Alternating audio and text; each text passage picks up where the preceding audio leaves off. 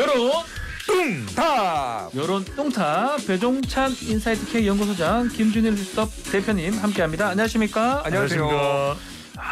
이게 우리가 호흡이 아직까지 조금 부족합니다. 네, 더 해야죠. 제가 그 똥 쪽에 가고 싶긴 합니다. 여론 뚱! 탑. 네, 제가 똥을 잘하거든요. 좋네요. 자, 오늘부터 여론조사 공표 금지 기간이 되는 거잖아요. 오늘부터 실시하는 조사는 공표 금지가 되죠. 예, 실시는 하지만 공표는 할 수 네. 없다.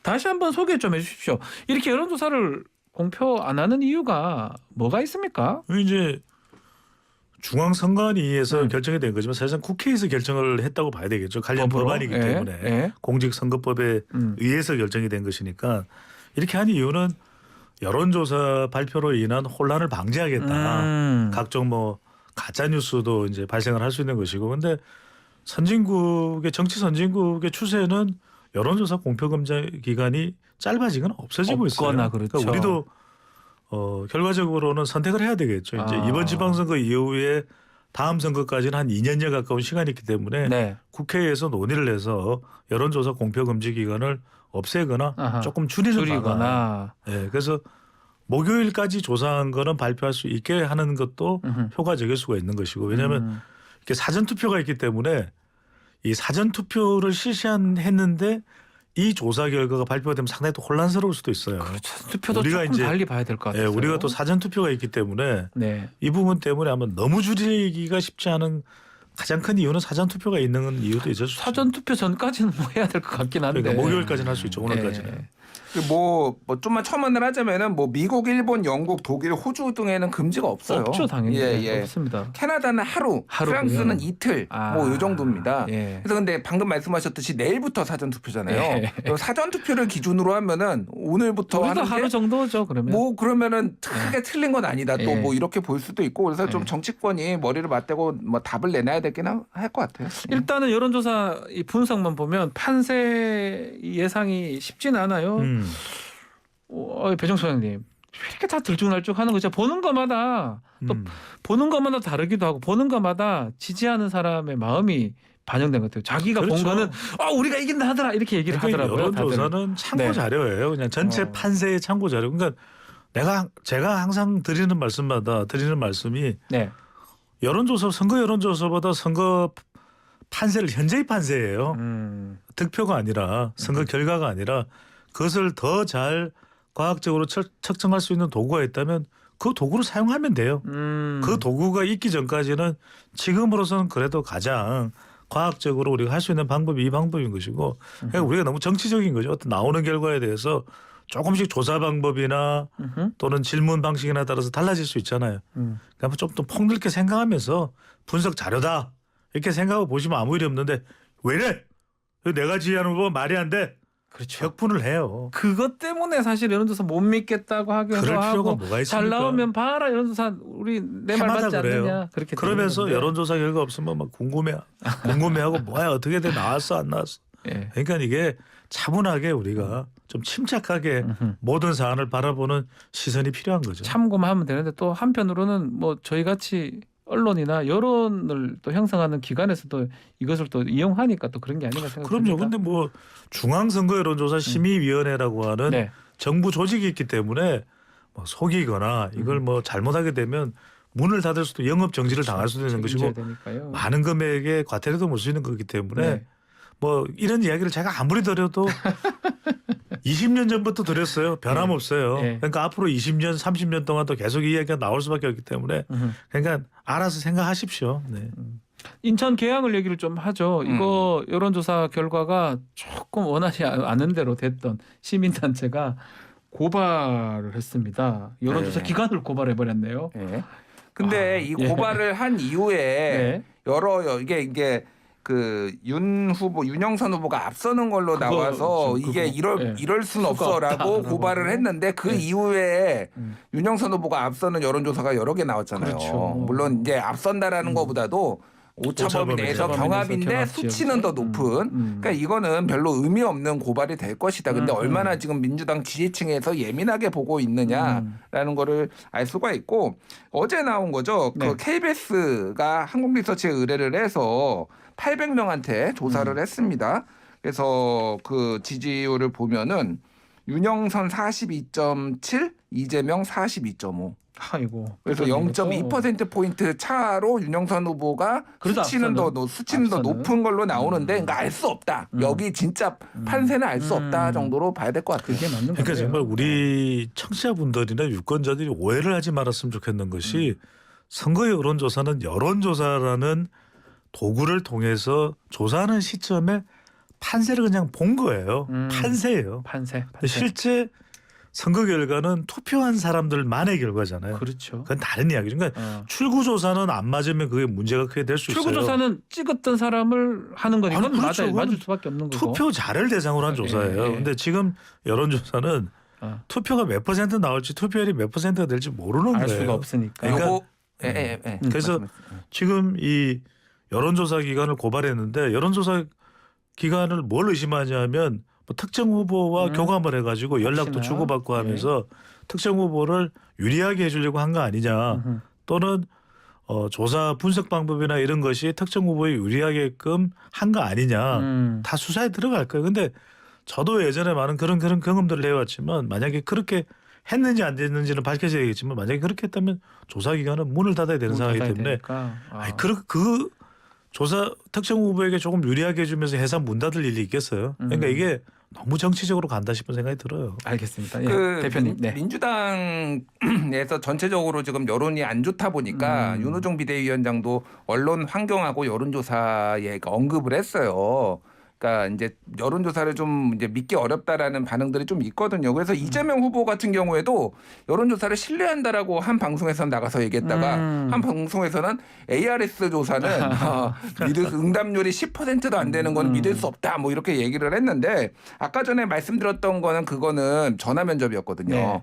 그 KBS 한국리서치 그리고 중앙일보가 한국갤럽에 의뢰를 해서 그 800명을 대상으로 5월 23일부터 24일까지 했는데 이건 이재명 45.5, 윤영선 44.3. 그래서 이재명 후보가 오차 범위 내지만은 수치가 더 높게 나게 나왔어요. 그러니까 이거는 그러면 어떻게 받아들일 것이냐. 그러니까 이게 그러니까 말씀하셨듯이 그냥 수치는 수치대로 받아들이는 게 맞습니다. 네. 아니 그러니까 그러면 2017년, 2018년, 2020년 새 선거에서 더불어민주당이 압도적이었잖아요. 지방선거 총선 그때 여론조사 의심한 적 있습니까? 그렇죠. 없잖아요. 그러니까 국민의힘이든 더불어민주당이든 아니 압도적으로 민심을 어떻게 얻을까를 고민해야지 여론조사 잡고 뭐 이거 뭐 사파싸움 하는 거잖아요. 이제 그건 그만해야죠. 저희가 그래도 여론 얘기하는 시간이기 때문에 여론조사만을 봤을 때는요. 그것만 봤을 때는 뭐 이거 판사라고 지금 두 분 전문가님들이 분석을 해주셨지만 대전이나 충남, 세종 요거는 좀 엎치락뒤치락하는 모양새예요. 광역단체장 기준으로. 서울이나 부산, 대구나 뭐 강주, 호남 여기는 좀 격차가 좀 벌어진 것 같고요. 뭐 여론조사 판세상으로는 그렇습니다. 그렇죠. 지금 어느 쪽이 좀 이길 것이다. 단정하기는 어렵다. 이렇게 봐야 됩니까? 어떻습니까? 그런데 이제 우리가 전체 그림을 그려야죠. 이거는 뭐 특정 정치 세력에 유리하게 우리가 분석을 하는 게 아니라 선거는 중요한 게 그걸 먼저 보셔야 돼요. 구도예요. 구도가 국정 안정이냐 아니면 정권 견제냐. 임기 초반이잖아요. 임기 초반이고 대선에서 0.73%든지 뭐 10.73%든지 이긴 정치 세력에 대해서 임기 초반에는 우호적일 수밖에 없거든요. 그렇죠. 네. 더불어민주당이 집권했을 때도 그랬잖아요. 마찬가지로 그러니까 그런 혜택을 마찬가지로 그래서 상당히 국민의힘 쪽에 집권 여당에 힘이 실리는 선거 환경일 수밖에 없다. 그렇다면 정당 지지율도 중요하잖아요. 네. 지방선거는 특히나. 그럼 정당 지지율도 지금 국민의힘에 높아요. 실리고 있어요. 그냥 마지막에 중요한 게 이제 집권 여당은 대통령 마케팅을 할 것이고 더불어민주당은 이제 이재명 후보와 이재명 선대위원장의 영향력이 뿜뿜 나와야 되는데 그게 잘 나오지 않는 선거 환경이에요. 그거는 지금 더불어민주당도 인정하고 있잖아요. 그래서 오죽했으면 뭐 586 용퇴해야 된다. 방금 전에 우리 순서 직전에 박지연 공동 비대위원장의 인터뷰도 있었지만 그만큼 더불어민주당이 어려운 환경이에요. 오죽했으면 사과를 하는 이유가 뭐예요? 어렵잖아요. 그 이야기인데 지금 이번 선거는 이렇게 보시면 됩니다. 국민의힘이 대체적으로 우세할 수밖에 없는 환경인데 과연 접전 지역에서 얼마만큼이나 더불어민주당이 그래도 결집할 거냐. 그 결집의 핵심의 축은 40대입니다. 40대가 얼마나 투표소로 나오냐. 이게 결정적이에요. 왜냐하면 60대 이상은 대체적으로 정치 경향상 웬만한 투표를 합니다. 그러면 40대가 관련 이렇게 자중질환을 겪고 있는 민주당의 모습을 보면서도 그래 그래도 무너지면 안 돼. 나가느냐 안 나가느냐. 지난 대선에서 출구조사를 기준으로 해보면 2017년 대선에 비하면 이번 올해 3월 9일 대선에서 40대가 별로 안 나왔어요. 그러니까 저는 이번 선거의 핵심은 뭐냐. 40대가 얼마나 투표로 나오느냐. 이게 민주당이 그래도 얼마만큼 분전하느냐 선전하느냐의 핵심으로 봐야 되겠죠. 네. 소장님이 굉장히 중요한 포인트를 지금 말씀해 주셨어요. 2017년 대선에 비해서 2022년 대선에서 40대가 5%포인트 정도 투표율이 낮았습니다. 낮았군요. 예, 그러니까 예. 민주당에 대한 열성적 지지가 좀 떨어졌다라고 보는데 이게 그러니까 막판에 이제 국정 안정론이 더 우세한 거는 맞고 근데 이제 소위 말해서 민주당 지지층이 얼마나 결집할 그렇죠. 것이냐가 되게 중요한데 여론조사를 좀 소개해 드릴게요. CBS가 네. 조원 CNI에 의뢰를 해서 23일부터 25일까지 조사를 한 거예요. 경기지사 같은 경우에는 18세 이상 남녀 800명 대상을 했는데 김동연 47.3, 김은혜 43.6. 그래서 오차 범위 내기는 하지만은 김동연 후보가 좀 많이 앞서는 모양새네요. 앞서였어요. 예. 이게 그 전에는 거의 완전 0.5 몇 %로 있었었는데. 붙었거든요. 예. 근데 그래서 지금 민주당 지지층이 지금 결집을 하는 것 아니냐 이런 관측이 나오고 있고요. 예. 서울 같은 경우에도 800명을 대상으로 806명을 대상으로 조사를 했는데 송영계 41.7, 오세훈 54. 그래서 12.3% 포인트 차거든요. 예. 전에는 20% 포인트까지 났습니다. 그러니까 났었는데. 선거 막판이 되니까 민주당 지지층이 좀 더 결집하는 모양새는 있어요. 근데 응답을 하는 거하고 투표장에 직접 나가는 거하고 가는 다른 거하고 차원이에요. 다른 거니까. 얼마나 투표장에 그러면 지금 민주당에 실망한 40대가 뭐 50대가 나올 것이냐가 이제 관건이 되는 거죠.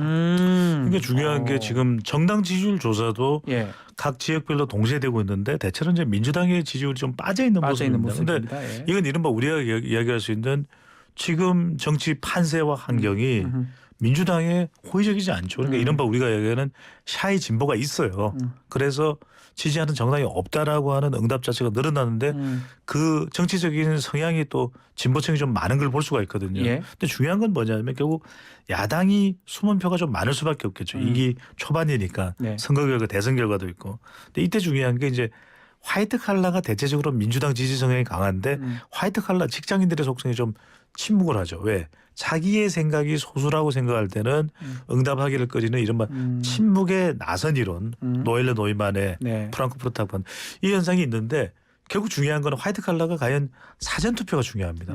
사전 투표가 지금 경합 지역에서 얼마나 높으냐, 계양을 또 경기도, 인천이 경합 지역이라고 봐야 되겠죠. 예. 충청권에서는 충남입니다. 예.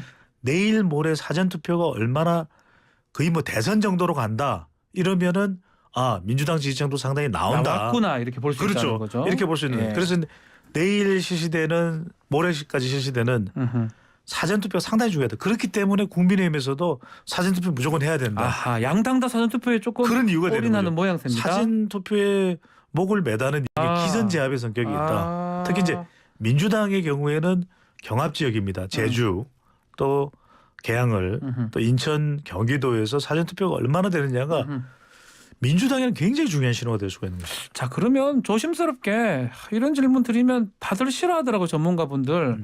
17개 몇 대 몇 한번 얘기 좀 주시면 좋을 것 같아요. 아 싫어요. 괜히 했네요. 하기 싫은데. 예, 이거 뭐 박제가 돼가지고 나중에 나 예. 잘못 예측했다 이래 될 수도 있으니까. 저는 11대 6 정도 11대 봅니다. 6이면 예, 예. 국민의힘이 10일을 말하시는 예, 국민의힘이 거고요. 11, 민주당이 6 정도로. 6이면 뭐 호남 4곳 하고 거기서 플러스 2개 정도 되겠다. 그러니까 호남하고 제주 제주. 해서 4개 그리고 이제 플러스 2개가 충남이 될 가능성이 저는 좀 높다. 네. 있다. 그러니까 그나마 이제 가능성 있는 게. 양승조 그리고 현 지사가 있는 충남. 그리고 사실 그 6은 아니고 한 5.5로 봐야 될 것 같네요. 경기는 진짜 아직 알 수가 모르겠는데 없는데. 김동연 후보가 예. 될 가능성도 있다. 있다. 예, 그래서 예. 5.5 정도 보겠습니다. 또 이런 예상이 뭐 박제가 될 수도 있지만 그냥 어디까지는 예측이기 예측이니까요. 때문에 뭐 지금 지금 단계 우리 예측이요. 네, 예. 톱의 우리 김준일 대표님도 그렇게 말씀드렸는데 대체로 지금 제가 한번 종합을 해봤더니 네. 전문가들이 있으면 정치권 말고 전문가들이 국민의힘은 11개에서 한 13개 정도 13개. 예측이 되고 있고 예. 더불어민주당은 한 4곳에서 한 6곳 정도가 예측이 되고 있고 비슷하네요. 예. 가장 경합 지역은 경기도와 세종으로 분석이 되고 있습니다. 세종도 지금 만만찮아요. 물론 이 예측이 예. 다를 수도 있습니다. 예. 어떻게든 예측이기 예. 때문에 그만큼 그러니까 관건은 국민의힘보다는 더불어민주당이 되겠죠. 더불어민주당이 얼마만큼 지금 이 이재명 선대위원장이 개항을까지도 위태로운 그런 상황이기 때문에 막판 얼마나 좀 더 이재명 위원장이 지금 호소하고 있거든요. 이렇게 가면 안 된다. 제발 결집을 해달라. 이게 얼마만큼 반응을 보이느냐. 민주당 지지층이. 그래서 저는 인천 개항을 결과가 정말 이번 선거의 제일 핵심이라고 봐야 되겠죠. 인천 개항을 해서 혹시나 국민의힘에서 이긴다. 그 지금 되게 중요한 예, 말씀을 지금 말씀하셨는데 세종이 이춘희 시장이 예, 있는 곳. 이게 전통적으로 그러니까 공무원들이 많은 곳 같은 경우에는 상대적으로 3, 4, 50대가 많기 때문에 그렇죠. 민주당 지지세 세종이 그래서 지금 3선에 도전하잖아요. 네. 시장이. 그렇죠. 그런데 오늘 지금 윤석열 대통령이 세종에 내려가서 국무회의 엽니다. 예, 이게 공약했던 거기도 하고 공약을 했던 거기도 한데 이제 이게 뭐 이게 그러니까 대통령이 되면은 쓸 수 있는 카드가 정말 많아요. 여기에서의 많은 시그널들이 있는 거겠죠. 네. 그러니까 여기에서 뭐 무슨 얘기를 할지 모르겠지만은 굉장히 지역 친화적인 얘기가 또 상당히 나올 걸로 그렇죠. 보여요. 네. 그러니까 최근 여론조사를 보면 세종도 엎치락뒤치락이에요. 그러니까. 맞습니다. 예. 그래서 알 수가 없다 진짜 이번 알 수가 없다. 자, 지금 얘기를 좀 하셨는데 개항 얘기도 하고 뭐 얘기를 했는데 이재명 후보 어쩌면 이번 지방선거에 가장 눈에 띄는 인물 중에 한 명이 이재명 후보가 아닌가 싶은데요. 뭐 최근에 유세 과정에서 이제 그 손짓 같은 것도 논란이 되기도 했습니다. 그만큼 이재명 후보가 느끼기에도 상황이 만만치 않다, 심상치 않다 이렇게 보는 건가요? 그렇죠. 이제 선거에 나서는 후보자들이 혼자서 행보를 한다. 혼행을 할 때는 그건 뭐냐? 위기 상황인 거예요. 위기다. 위기 상황이고 예. 그럴 때 혼자서 행보를 하는 이유는 겸손해지는 거죠. 잘못했습니다. 사과의 의미도 담겨 있고 또 집중이 되는 겁니다. 한 명이 다니니까 대표적으로 2014년 지방선거에서 박원순 당시 서울시장 후보가 배낭을 메고 혼자 돌아다녔어요. 예. 혼자서 백팩 쪽이 됐죠. 예. 그게 이제 어디까지나 좀 더 겸손하게 시기상으로 상당히 우리가 애도를 하는 분위기였지 않습니까? 그러다 보니까 이번에도 마찬가지입니다. 이재명 후보가 절박할 수밖에 없는 그런 상황이기 때문에 혼자서 한다는 건 그만큼 어려운 상황이죠. 이렇게 이제 상황이 빚어지는 이유는 구체명. 그 뭐죠? 선거는 구도가 중요하다는 말씀이죠. 아까 안 좋아요. 채자는 체력, 정당 지지되는 것이고 마지막일 겁니다. 명분. 아니 왜 험지가 아니라 근데 험지가 돼버렸어요. 험지가 돼버렸어요 이제는. 네, 그런 이유가 명분 자체가 곤두서지 못했던 거죠. 그러니까 대표적으로 2000년에 서울 종로를 내려놓고 부산 북강설에 도전했던 노무현 대통령 그 당시에 아니 거기 왜 가? 여러분 제가 노무현입니다. 이러면서 대한민국은 분명 희망이 있습니다. 이러면서 나갔거든요.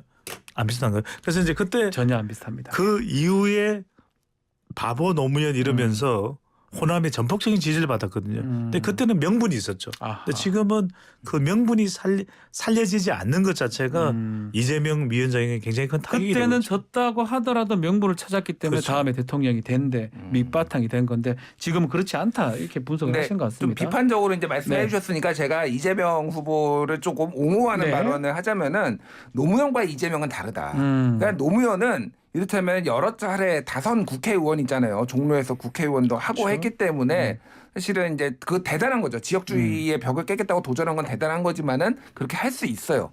근데 이재명 후보는 한 번도 국회의원 안 했습니다. 그러니까 원내 경험이 굉장히 소중을 하고 만약에 나오려고 하면은 무조건 이게 가능성이 높은데 나오는 게 맞죠. 그러니까 명분이 약한 거는 맞는데 어쨌든 원내에 들어가야 되는 거니까 만약에 분당갑으로 가서 장렬히 전사한다. 이게 그러면은 향후 정치 행보에 그러면 노무현처럼 도움이 될 것인가에 대해서 저는 개인적으로 회의적이에요. 그래서 어쨌든 안 나오는 게 저는 개인적으로 맞았다고 보지만 나온다고 한다라면은 개항으로 나와서 당선되는 게 맞죠. 물론 나옴으로 인해서 험지가 돼버렸어요. 그러면 이게 뭐 쉽게 가는 길은 아니지만은 승리하느냐 못하느냐의 정치 생명에 달린 것도 맞고 여기서 승리를 한다라면 어쨌든 계속 뭔가 이제 새로운 걸 도모할 수 있는 명분이 생기는 거죠.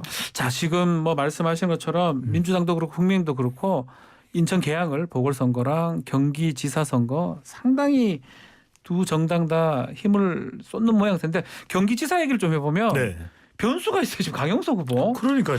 아마 사퇴할 생각이 없어 보입니다. 지금 사퇴를 할지 또 단일화가 될지 지금 내일 모레부터 이제 사전 투표인데 어떻게 보십니까? 그러니까 저는 이게 최대 변수가 강용석 변수예요. 경기지사 세모 선거에서는 네모가 아니라 네. 가로세로다. 가로세로. 예. 근데 그럴 수밖에 없는 것이 지금 공은 누구한테 넘어가 있냐면 김은혜 후보 그리고 국민의힘에 넘어가 있거든요. 네. 그러니까 앞서 이제 우리 김 대표께서 네. 설명했던 조사 결과를 보면 뭐 이게 김동연 후보가 앞서 개요 다 말씀드렸죠, 네, 그죠? 했습니다. 김동연 후보가 오차 범위 내지만 수치상 높게 나오는 것도 있습니다. 그렇죠. 그러면 결과적으로 뭐냐?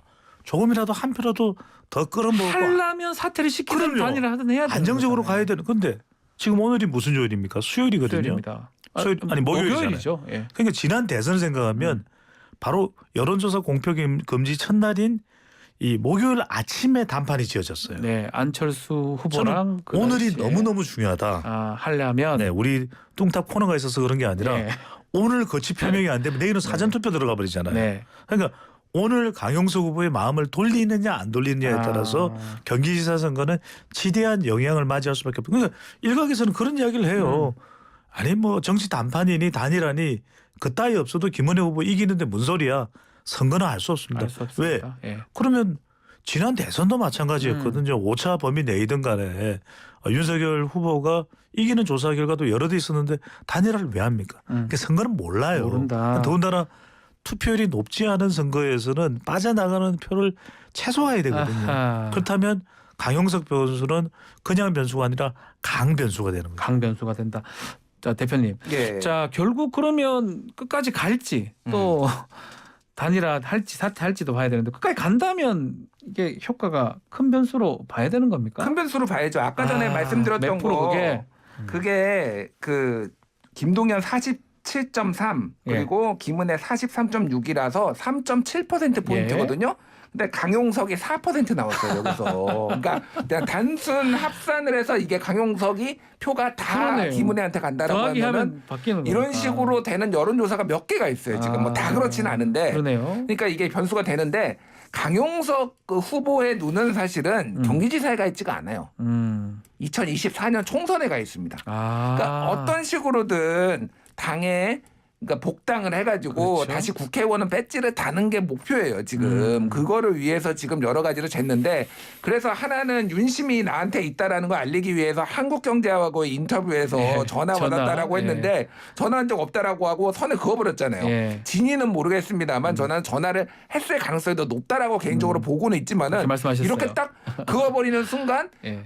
윤심 없어라고 하는 순간 그때부터 표가 빠지기 시작했군요. 지금 그래서 딜레마예요. 여기서 만약에 김은혜를 떨어뜨리게 된다? 계속 끝까지 고집을 해서 그러면은 당에서 받아줄까요? 절대 못 가겠죠. 그런다고 사퇴를 하면은 그러면 잘했어. 너하고 품어줄까요? 이게 그러니까 굉장히 딜레마라서 사실은 차기 당대표가 누가 되느냐 이런 구도에 따라서 또 정치 생명이 많이 이제 엇갈릴 수가 있어요. 그래서 조금 예측하기가 힘든데 네. 마지막 말씀하셨듯이 막판에 단일화를 할 수는 없고 자진 사퇴하는 방식으로 김은혜를 밀었을 때 또 차기를 도모할 수 있다라는 판단을 할 가능성도 있다. 이렇게 봐야 됩니다. 아니 그런데 지금 강용석 후보는 어떤 얘기를 하냐면 나중에 창당하겠다 이야기를 해요. 예. 그러면은 정작 국민의힘에서 어떤 움직임도 없으면 그냥 결별하자. 난 나대로 가겠다. 이런 판단 충분히 내릴 수 있습니다. 가능성이 그리고 저는 있다. 경기도가 왜 중요하냐면 지금 더불어민주당의 읍소 호소가 다른 지역에는 별 영향을 안 줘도 경기도는 그럴 수 있어요. 왜냐하면 경기도가 지면은 더불어민주당의 미래가 없다. 이런 전망이 나오게 되면은 적어도 이재명 후보에 대해서 못마땅하더라도 지금 경기지사를 역임했었잖아요. 네. 그러니까 경기도가 이번 선거의 최대 핵심 지역이 될 수밖에 없습니다. 그러면 읍소호소나 위기 결집이 될 수 있는 지역이 경기도이기 때문에 그런 상황이라면 김은혜 후보는 강용석 후보의 관계가 더 중요해지는 거죠. 자 마지막으로 시간 다 돼 가는데 투표율 얘기를 뭐 또 질문을 드려봐야 됩니다. 전문가님들은 답을 해주셔야 됩니다. 이거는 그렇죠. 저는 합니다. 하십시오. 저는 투표율은 한 60% 내외가 될 걸로 봐요. 근데 그 정도는 뭐 저도 알겠는데요. 왜 이렇게 시비를 아니 걸어요? 10이 아니고 자, 지난번 60%잖아요. 내외라고 말하면 이거는 당연하죠. 60% 내외겠죠. 그래서 항상 제 이야기는 다 당연한 겁니다. 조금 더 정확하게 근데 이제 해주시면 이게 좋겠습니다. 더 중요. 62.29%. 예, 좋습니다. 감사합니다. 근데 여기서 이제 중요한 것은 결국 사전 투표율이겠죠. 사전투표율. 사전 투표율이 거의 30% 육박한다 그러면 더 될 수가 있거든요. 네. 그 최종 투표율이. 그렇다면 민주당이 힘을 가져볼 수 있고 사전 투표율이 25% 미만이다. 이러면 전체 투표율도 낮아지는 낮아지고. 그런 선거판이 전개된다고 볼 수 있는 거죠. 네, 60% 정도 얘기를 했습니다. 저는 60% 안 될 것 같습니다. 안 될 것이다. 59%에서 예. 58% 정도 될 것 같아요. 정확하게 얘기죠. 예, 뭐이 정도- 59에 찍겠습니다. 59. 예, 예. 예. 이것도 그럼 누구한테 유리한 거라고 봐야 됩니까? 그러니까 40대가 투표율이 이번은 그게 또 40대가 중요하네. 많이 나와야 되는데 국민의힘 쪽은 60, 70대 이상은 많이 나오거든요. 항상. 지난 2017년 대선과 비교해서 2022년 대선에서 60대 이상은 투표율이 5%포인트 정도 올랐어요. 그러니까요. 예. 근데 40대가 떨어지면서 그렇고. 이게 비슷하게 나왔거든요. 이번에도 좀 그럴 것 같아요. 그래서 얼마나 막판에 결집하느냐가 관건인 것 같습니다. 알겠습니다. 자, 여론 뚱타 여기서 마무리하겠습니다. 배종찬 소장님, 또 김준일 대표님 감사합니다. 감사합니다. 고맙습니다.